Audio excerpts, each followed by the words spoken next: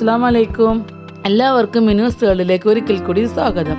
ഇന്ന് ഞാൻ വന്നിട്ടുള്ളത് ഒരു variety chicken ഫ്രൈയുടെ റെസിപ്പിയുമായിട്ടാണ്.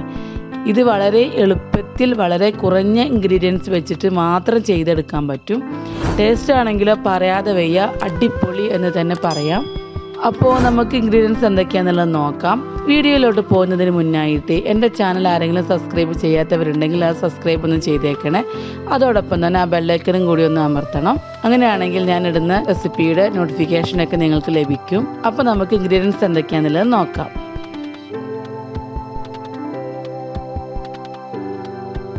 Boneless chicken 500 gram, സവാള 3 എണ്ണം ചെറുതായി അരിഞ്ഞത്, വറ്റൽമുളക് പൊടിച്ചത് 3 ടീസ്പൂൺ, കറിവേപ്പില 2 തണ്ട്, മഞ്ഞൾപ്പൊടി 1 ടീസ്പൂൺ, മുളക് പൊടി 2 ടീസ്പൂൺ, പെരിഞ്ചീരകപ്പൊടി 1 ടീസ്പൂൺ, പിന്നെ ഒരു അരമുറിയിൽ നാരങ്ങയുടെ നീര്, ഉപ്പ് ആവശ്യത്തിന്, എണ്ണ ആവശ്യത്തിന്. ഇനി നമുക്ക് ഇതെങ്ങനെയാണ് ഉണ്ടാക്കുന്നത് എന്നത് നോക്കാം. ആദ്യമായിട്ട് പെരിഞ്ചീരകപ്പൊടി, മഞ്ഞൾപ്പൊടി, മുളക് പൊടി, ആവശ്യത്തിന് ഉപ്പ് എന്നിവ ഒരു പാത്രത്തിലേക്ക് ഇട്ട് കൊടുക്കാം. അതിൻ്റെ കൂടെ തന്നെ ഒരു നാരങ്ങയുടെ നീരും കൂടി ഒഴിച്ചു കൊടുക്കാം.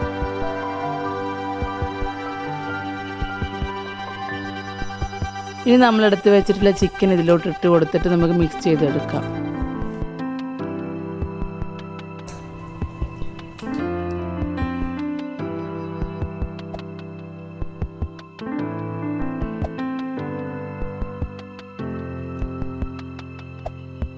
ഇതിപ്പോൾ റെഡിയായി വന്നിട്ടുണ്ട്. ഇനി നമുക്കിതൊന്ന് അരമണിക്കൂർ വെയിറ്റ് ചെയ്യാം.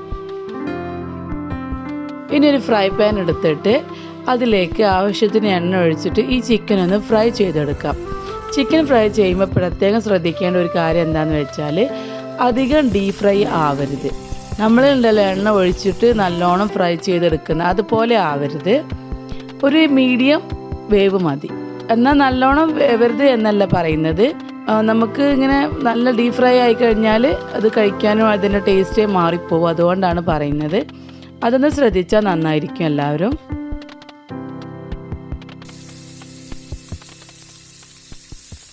ഇതിപ്പോൾ ചിക്കനൊക്കെ റെഡിയായി വന്നിട്ടുണ്ട്. ഇതാണ് ഇതിൻ്റെ പാകം.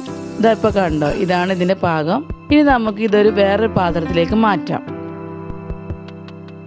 ഇനി അടുത്ത സ്റ്റെപ്പ് എന്താണെന്ന് വെച്ചാൽ വേറൊരു പാൻ വെച്ചിട്ട് നമുക്ക് അതിലേക്ക് ആവശ്യമുള്ള എണ്ണ ഒഴിച്ചു കൊടുക്കാം. ഇനി അതിലേക്ക് കറിവേപ്പില ഇട്ട് കൊടുക്കാം. കൂടെ തന്നെ നമ്മൾ അരിഞ്ഞു വെച്ചിട്ടുള്ള സവാളയും ഇട്ട് കൊടുക്കാം. ഇനി ഇതിലേക്ക് ആവശ്യമുള്ള ഉപ്പ് ഇട്ട് കൊടുക്കാം. ഉപ്പ് ഇട്ട് കൊടുക്കുമ്പോൾ ശ്രദ്ധിക്കണം, ഓൾറെഡി നമ്മൾ ചിക്കൻ വേവിച്ചപ്പോൾ ഉപ്പ് ഇട്ടിട്ടുണ്ട്. അപ്പോൾ അതിനനുസരിച്ചിട്ട് വേണം ഉപ്പ് ഇട്ട് കൊടുക്കാൻ. ഇനി ഇതൊന്ന് മിക്സ് ചെയ്യാം. അവസാനമായിട്ട് നമ്മൾ ഇതിലേക്ക് ഇട്ട് കൊടുക്കാൻ പോകുന്നത് നമ്മൾ ചതച്ച് വെച്ചിട്ടുള്ള ഉണക്കമുളകാണ്.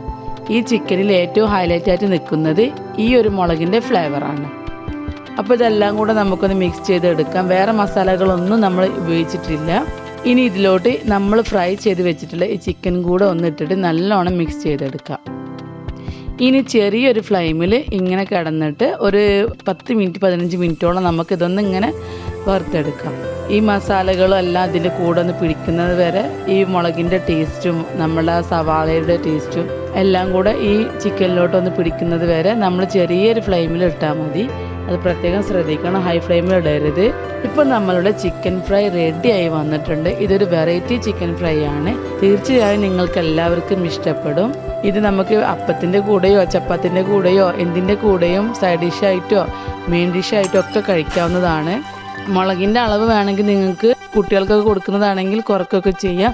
പക്ഷേ മുളക് ഇട്ട് കഴിഞ്ഞാലാണ് അതിൻ്റെ ഒരു ടേസ്റ്റ് ഉണ്ടാവുക. അതാണ് ഏറ്റവും കൂടുതൽ അതിൻ്റെ ഒരു ടേസ്റ്റാണ് വരിക നമുക്ക്. ഈ റെസിപ്പി എല്ലാവരും ട്രൈ ചെയ്ത് നോക്കിയിട്ട് അതിൻ്റെ ഫീഡ്ബാക്ക് എന്നെ തീർച്ചയായും അറിയിക്കണം. അപ്പോൾ മറ്റൊരു റെസിപ്പിയുമായി വരുന്നത് വരെ താങ്ക് യു. അസ്സലാമു അലൈക്കും.